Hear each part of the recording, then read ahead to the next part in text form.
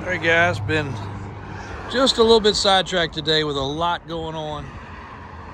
Little recap here before the day's out. This Rubicon Jeep just came in with more upgrades and add-ons than I think our listing area will even allow us to post.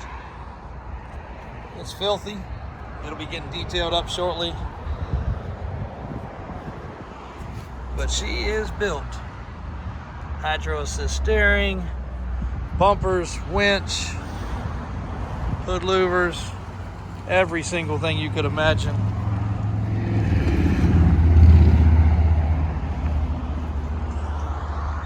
Good looking unit.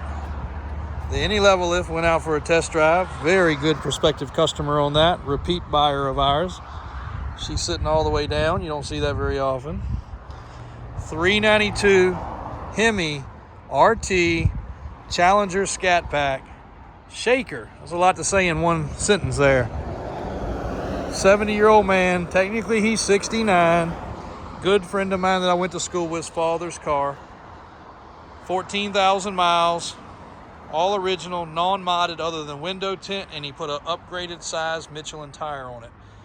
No accident history, no flaws, no faults. This man was very meticulous. Full video to come on this one very shortly. 39.9, 14,000 mile, 2022 car. Great price on that. The Jeep's gonna be a good price for the mods. F550 wrecker sitting next to my F450 Limited that I'm really gonna have a hard time parting with. Gotten pretty attached to that truck. Just had the wheels polished up. She's on some big JTX floaters.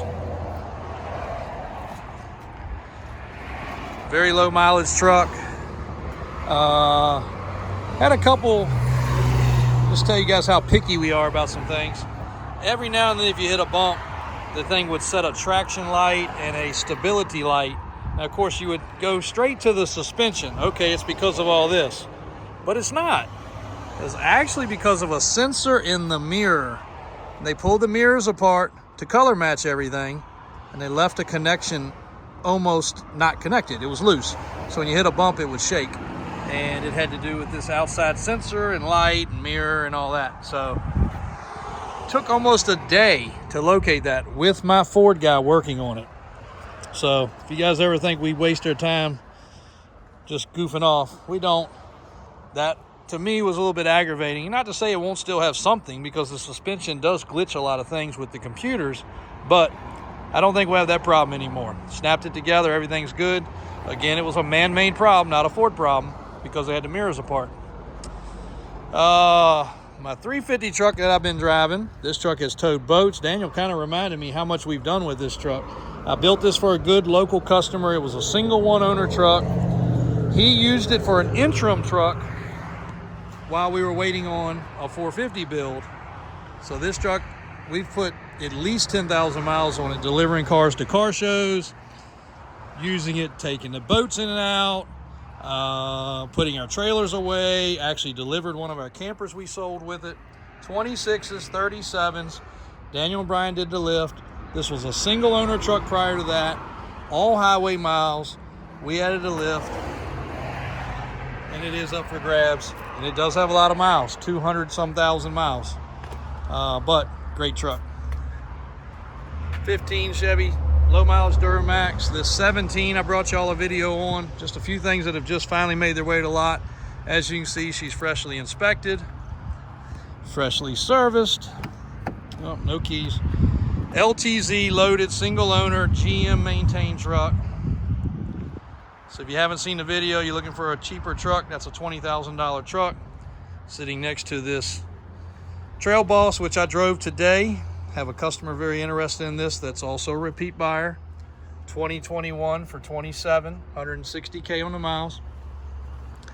And I'll walk you guys over here and show you. This right here shows the attention to detail that we can do if a customer is patient. This is one of our service trucks, bucket trucks, and this guy's putting, I think I heard, into a municipality type situation, but I could be wrong on that. We've got a lot of bucket truck deals working currently, obviously due to the hurricanes and other things. But this is an all-tech. It's a Duramax MaxxForce Durastar, not the most popular motor combination, but this truck was only 25 grand. The body cost that. Then the boom cost that. Then the cabin chassis cost twice that. This truck's well over $100,000 new, guys. So this was a fraction of the cost. He asked us, could he pay, it wasn't free, for us to paint the body, paint the legs, because these legs are always scuffed up. Re-put the safety tape on, the reflective safety tape in the proper areas. A couple of little things he wanted done, and we said, sure, you just gotta be patient, we'll get to it. He's only been maybe 2 weeks. He's gonna be able to take this truck home that daggone looks like $100 and some thousand one. The only thing we've got left to do is paint the wheels, which we're getting ready to do. But the outriggers have been painted. All of the little underbody pieces that hold the flat plates that go on the ground when you put those down have been painted. The step has been painted separately of. So much little attention to detail. This is an all-tech body, all-tech boom. But all the lights are working. It's got a ton of lights, of course. But that's the attention to detail that we love to provide when at all possible. Great truck, and we've got a lot of these. Matter of fact, we've got probably 20 bucket trucks currently of different shapes and sizes. Actually, probably 25. You can see that one's all rigged out. We've been using it. If you ever want to operate one of these so we can show you how it works, we'll do that. We have discussed doing rental on those, but unless it's a large, very, very, very large company and a long-term rental, that's probably not going to happen. We got a customer very interested in this. He's working out a couple trade options. Big old Kodiak. I need to bring y'all another video. The last one of those was very popular on that truck. A couple rollback deals pending, waiting on some financing and some other things. A couple more trucks have made their way in. Another Jeep has made its way in. I think it's in the cleanup building. That's the Mojave. Then we've got the Rubicon. Then we've got this green one down here. We've got 4, actually I think we have 5 Gladiators currently. 6-door, if you hadn't seen that one. Video on that one was on the channel too. Yeah, I think we've got 5 Gladiators currently. Super low mileages, some modded, some less modded. The Mojave, probably the best deal currently. We brought you a video on that one yesterday.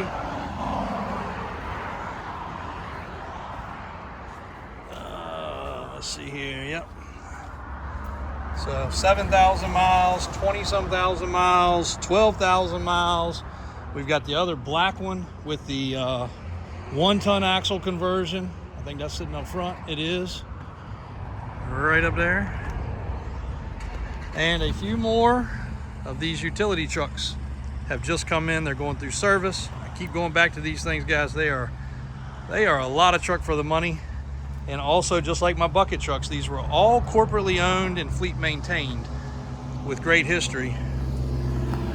And there goes the Scat Pack Challenger headed into the photo bay. You'll see this one on the website in just a few moments. Thanks, guys. Stay tuned. Lots more to bring you, but might not get to it today.